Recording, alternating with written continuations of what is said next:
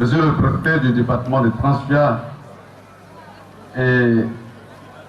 chers honorables invités, je voudrais normalement faire comme les autres, c'est-à-dire commencer mes propos en langue française, mais je ne serai pas à l'aise.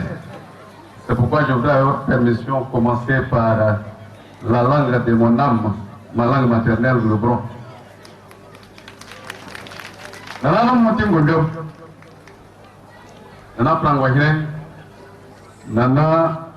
awasuhine, nana akwamhine, nana tefohine, nana monti wahiyina, demi fribia, mba njem. Nana mbuwe se, ayasene bebe huaben, ndi mrezo mo nimsa ayasa yo mre, ndi ebe kubonze kiso, ditia. Nana mujire se, niye odo kwano amu wanope, na feso nipaje uyu adia usa yeje, andima yedikan pesem sira hunyi na fem na ye fanyini a odine ho aba fodiama ye krache fo na jumo yo fo ye ku ananse ye transfer krui a no fino prepia onam abidjan o piano ho so ni obeya fie ban ni abui fie foma a oyoye ibitim ya pajan baba yini be fen ko jo se nsro ho mo amaye mo yezam kesiye mane waya ati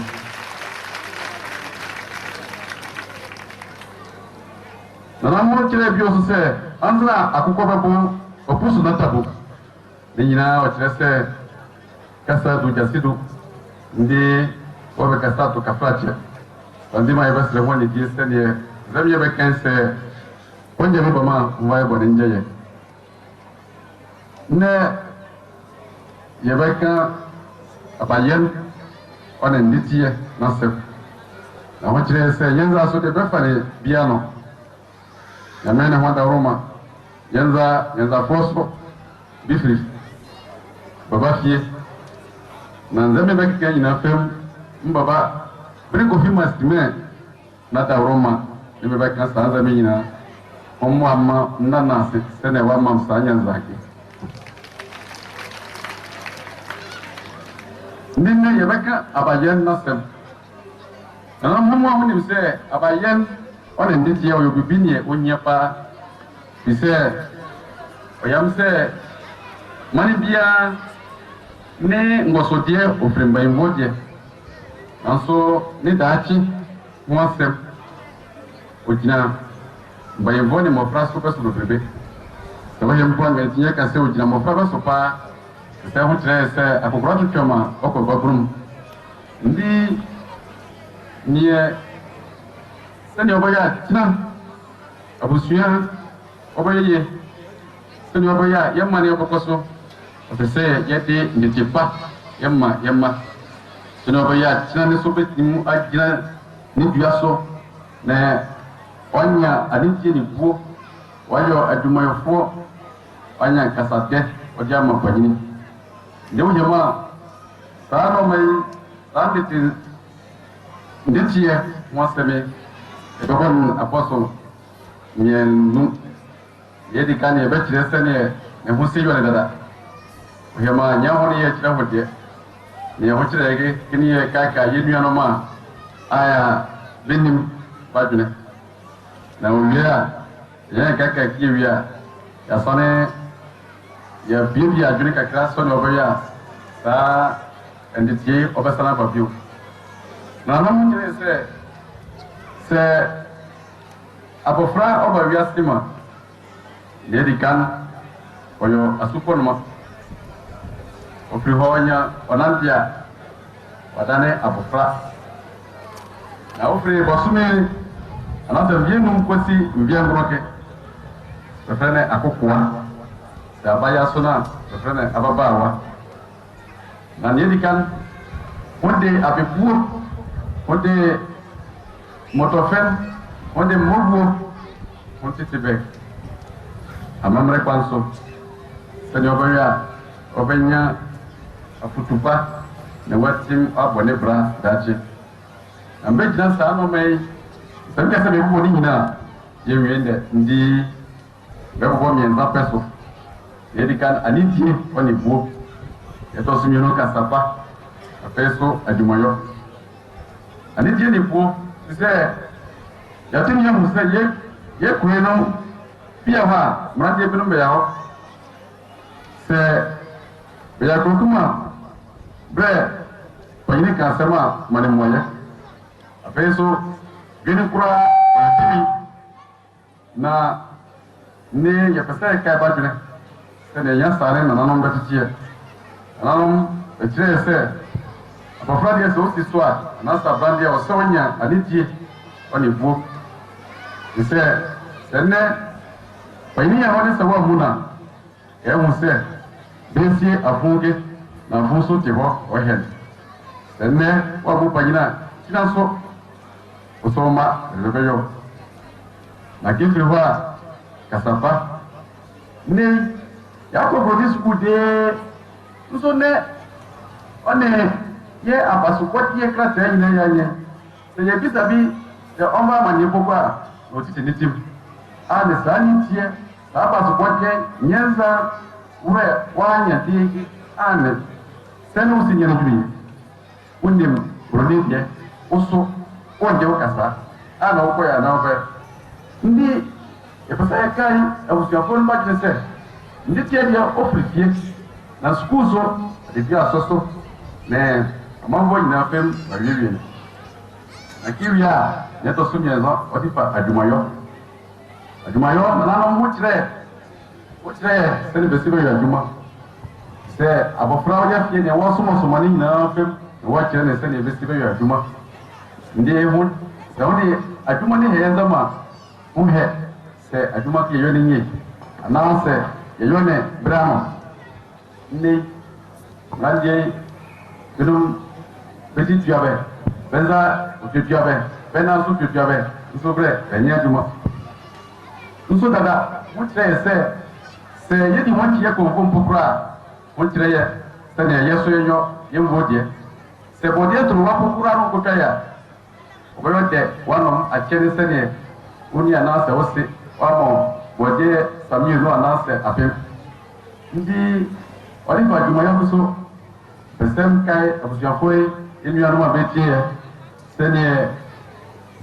na mbayo be kanse abofra ne manela so ne mbayo be boane maneso opajana mu ndi ebesre bia na wabwana ho nyangwa nso watime wabwana na samre fiwa panicheki ni wanya mbie dunen okoke uye ma bofrake okojuru biabi sa bia kini sene se diana esine bradi sa bradi ke kese mbre nemre biaso sene oware na no mhode amamre bi a hoyo no ho esa no mai ojurwa besem jina so kakra niye mo pefri mode titie na za mode titie yenu amia no kiti sa samreke obekini hoati ni afro obehene mie uhu pieto pipo ba benenam adiachi mbani tutu anyi chireman kini frene abraham frene television na osora wa he utu wa ekafro na nano wa he pieto mia wo ko panyino ede wanya ho do ndi osese bia se odi ubradia osese se beji ubradia osese oso ubu ho ne panyini wanya oso oho do ne watimi wafa wa betanfie osese oso utim uhu fie ni omayo ni no makini edikan yare ni oma ne miabe brebe waria osese ko fa baya no beti wa yo obe kuna dian ne wa wara ni pa pro ko yo kuna dian kira okoje kuna ure ona na se musione usone wane wan jangwa yo ndi sabu bitu oyo bibi ni ehia pa ne se yinu do pe ne mo frɛ ba ti television anim ne wo ti television anim ko ma mi ono aduane wo e de ne wo hu ndi ye srɛ ye nuamia no contrast fie ne ho hu se de ebesi be kwakwa be ho na se be sin be ho ne kina ba tim ba jina pindi ba ko be bra ba wa de kwanso na sa mre priwa nanano wode kwanye otatuo a wode titiye ine se wode ye kokua sa kuam ke ine se ye ko ye dikan beyo njemienza wode ye ko wa ko tireye manekene honzem na beyo njemienza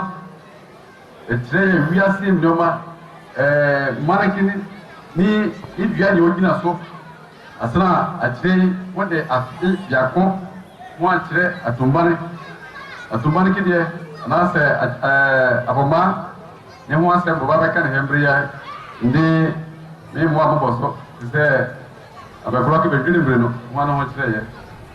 na wi ma hoy no magakra ne asem ka de tim kana so tim kana ho ine ori fa kasa nanom eweju kwa ma mutim tirese kasa kurunguru kasa oyeya kasa du yasidu madamre fa die ni nyina tirese kasa modu ndiwo be kasa enye na yewia yekatuo kina non afotwie ya hode tire se abofrado anasa brandie no nase ukoyo ukope bi oyire kafro ejim be yuti bro mbedesi wasiuti so bedenza bagum wana ne kina no tion go ne be yo onya ba bia utim se o petim be kama jero se ho ne wa he yama abofra bi ponza ni nyina be kuwali mase besem ntire sa be ne nanu ho ahose o titie amamre kwanso na ye nyina fem okosia nanu mo ahu ni se mbre amamre ka otiti oko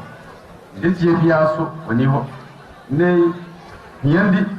mo frei sora ya ni adaje kasi ya di ye ho mo abeso ndi baba ba ho badi sandi ma yendi beka to ne se mbesre ho ne die